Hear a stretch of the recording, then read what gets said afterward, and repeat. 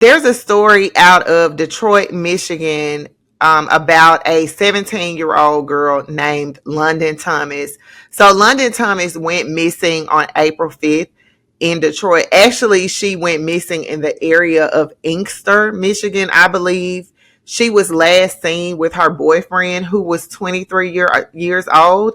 Now, mind you, London was 17. She was dating a 23-year-old man. And it seems to be that her family knew this and was okay with this because they casually mentioned that she was last seen at her boyfriend's house. And when you look back at the reports, it also seemed like they did not want to implicate the boyfriend.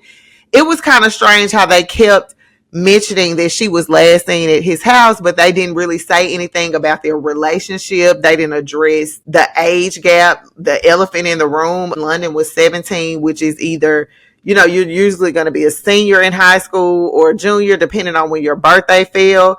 But a junior in high school, senior in high school, dating a 23-year-old man who would have already gone through college if he went through college is not normal and not okay for any teenagers out there watching. Don't you be messing with no man that's in his 20s, baby. It's bad news all around. She was reported missing on August 5th, and I believe her sister was the person who last saw her and dropped her off at her boyfriend's house. But the story has ended in tragedy. London's body was found over the weekend, and the circumstances in which her body was found is even more strange to me. So let's just go ahead and get into the story. This report is coming from Click on Detroit. It says 2 suspects in custody after missing Detroit teen London Thomas found dead, police say. 2 suspects in the disappearance of a Detroit teen who had been missing for weeks before she was found dead are in custody, according to Michigan State Police.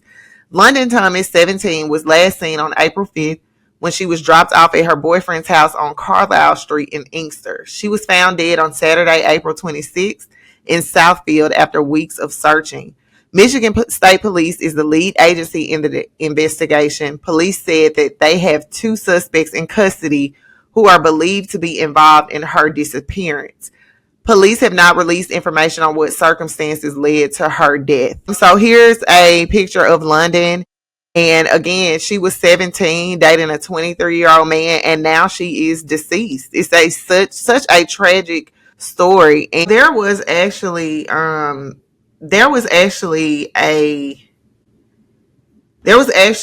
another report or another video that I saw that talked about where they found London. They found her in a van that was parked in front of a home, which I find it very hard to believe that her body has been or was in that van the entire time that she's been missing. We're talking about 3 weeks, which means that there would have been an odor around the area. I just find it hard to believe that someone lived in a home and the car was out there and her body was there. It is just very, very strange. And again, the police, the news, they're being very tight-lipped, and nobody is saying the obvious that the boyfriend is clearly a suspect. They have 2 suspects, but have not released their names. So I don't know what's going on with this story. It's very strange, but I see a lot of people who are in the comment section of various stories about this case talking about the age gap and blaming her parents. And the last thing that I want to do, because I would never want this done to me or anyone that I loved and cared about, is to blame them for the death of their loved one.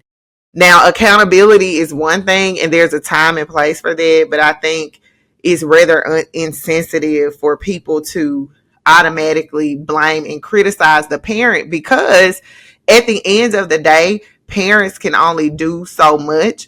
Children are their own people, and no matter how you raise your child, they're still going to make their own choices in life. You can set them up to make the best choices, but at the end of the day, it's going to come down to them and really what they want to do, whether they want to be obedient or whether they want to go out and do their own thing. Now, this story does look like it was okay in her family for her to be dating this man.